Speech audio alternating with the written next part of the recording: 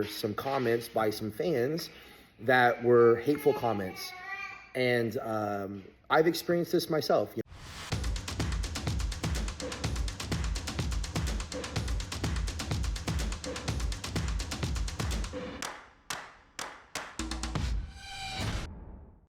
What's up guys and welcome. You are watching Fazi Fitness. So let's start this video with the official Texas Pro competitors list.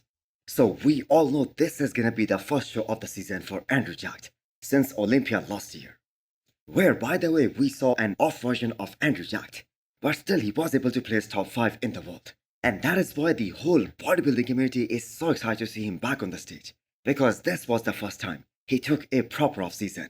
So Andrew right now is going through the peak week, the final finishing touches, with his trainer Chris Lewis, aka Psycho Fitness. And he's ready to win this Texas Pro title for the third time in his career. Although there are 16 guys in the men's open lineup, but the thing is Andrew is the only one who has this privilege of calling himself an Olympian. And not just any Olympian, a top 5 Olympian. So another guy who has been on the Olympia stage, that is Nathan Appler, who just placed 4th in Chicago Pro. So he's also a top 5 Olympian, but in the 212 class. So Andrew Jacked is supposed to show up very fresh and in a way better condition than what we saw from him at his last show, which was of course the Olympia last year. And the people around him, his team and the people who are close to him, they confirm that he looks larger than a life phenomenon right now. So taking all this into consideration, everyone in this show is fighting for the second spot. And that isn't me hating on anyone, talking down on anyone. That's just me being very realistic about it. And even all those competitors know that Andrew is just a different breed. So this is a very important show for Andrew, because this is also going to determine how high Andrew is going to place at this year's Miss Olympia. Can he challenge for the title this time? Can he place as high as top 3? Can he finally beat the likes of Nick Walker? Or maybe Samson Dauda as well? So what are your expectations? Do let me know in the comments below. So talking about Texas Pro, who can be the runner-up here? Well, Nathan Appler looked pretty damn impressive in Chicago. He was one of the most shredded guys overall in that lineup, and he placed top 4 in what we can all agree was a deep lineup. So Nathan is aiming to bring an even more peeled version at Texas Pro stage in less than a week's time now. Well, we will see how that works for him, because if he goes for more conditioning, will he lose some size or will he sacrifice some size to get an even better condition? Because this guy is a former 212 bodybuilder, and he's still in the process of becoming a men's open guy, especially in terms of size, in terms of mass, that's need to be one of the best in the men's open division. So the guy has an amazing shape, there is no doubt. He has amazing aesthetics. But even then, the thing is, he cannot afford to lose even a little bit of size. And not just against Andrew Jacked, against all the top guys in this lineup. So another name that is going for this year's Texas Pro, that is Jordan Hudson, the guy who just placed 3rd at this year's Tampa Pro. Now he has a great shot at fighting for the top 3 here again. So there was a moment at this past Tampa Pro where a lot of the people thought that Jordan might be able to beat Muhammad Fawda in Tampa, because the judges kept moving these guys in and out, and not just at the prejudging, at the finals as well. So the judges did give him a fair look at this year's Tampa, and he did improve on his placings from Chicago to Tampa Pro. And up next is Texas Pro for him. So he went from not even getting into that first call out at Chicago Pro prejudging to placing 5th at the finals. So Jordan was also very peeled front to back, top to bottom, in both the shows that he just did in the last couple of weeks. And the man has clearly leveled up, especially from 2023. So I am more excited to see who wins this battle for 2nd place. Because we all know Andrew is winning this one, and Nathan was able to beat Jordan at Chicago Pro. And now these guys are gonna have a rematch here in Texas. So since we are talking about Texas Pro, so this show always has a great classic physique lineup. Every year we see that. And this year it's no different. A total of 33 guys in the lineup. Which makes you wonder that if you aren't already a well-known athlete in classic physique, you can easily get overlooked, especially in this sort of situation. So it's the return of the former Orange Classic champion, and a guy who was placing as high as top 4 at the Olympia level just a few years ago, Alex Cambronero. So Alex is coming back to secure his Olympia spot for 2024. So the man hasn't been performing as well as he was expecting, especially after what happened at last year's Miss Olympia, where he was even unable to crack top 10. And that happened for the very first time since 2019. And this just goes to show us how the competition in classic physique has leveled up so much, especially since 2021, when Oskar Shinsky and Ramondino came onto the scene. So Alex is a very big name in this lineup. So the guy who I am most excited to see here, that is Laszlo, another Olympian who returned to the stage after making some crazy improvements, especially in this offseason. So nobody can touch him in the aesthetics department in Texas Pro, especially up top.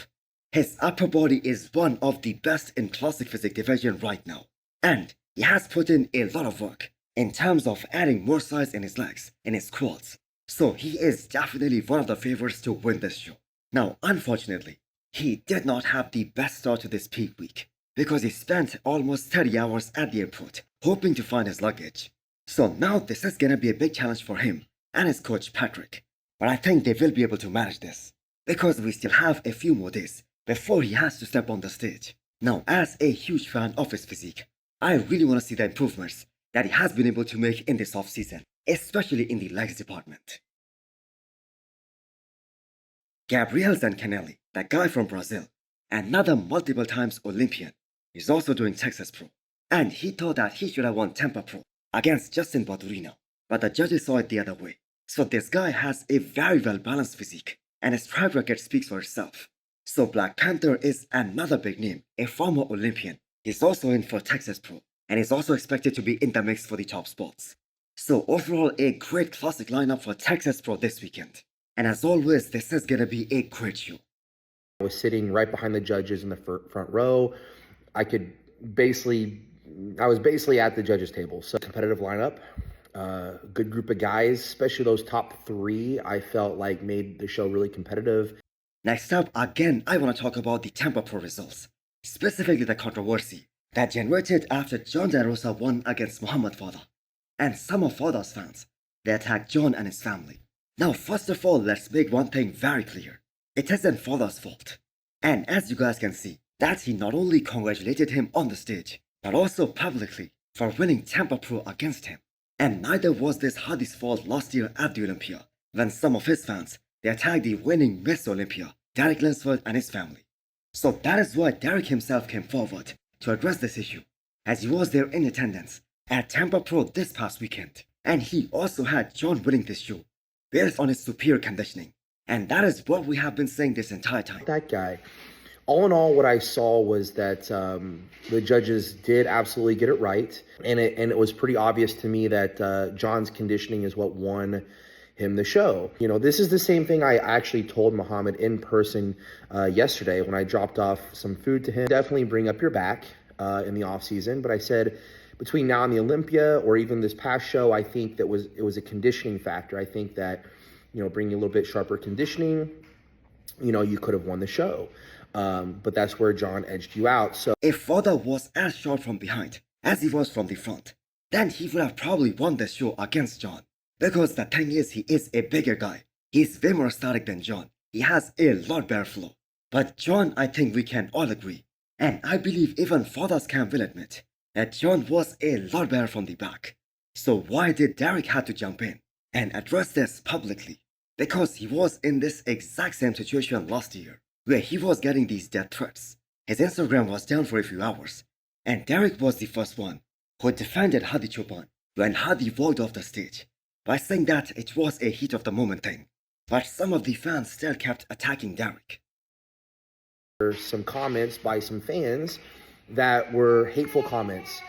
And I've experienced this myself. You just don't like seeing hateful, negative comments when these men and women pour their heart and souls into doing what they love to showcase the best physique that they can through sacrifice, hard work, dedication, and just lifelong dream and decades of work putting into this for what? Yes, it's for them, but it's also, guess what? It's for the fans. So disagreeing with the judge's call, that is one thing, and you have all the right to do that.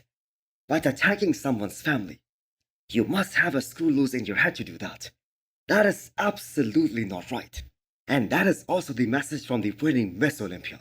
So hopefully everyone can learn from this and make it a better sport together.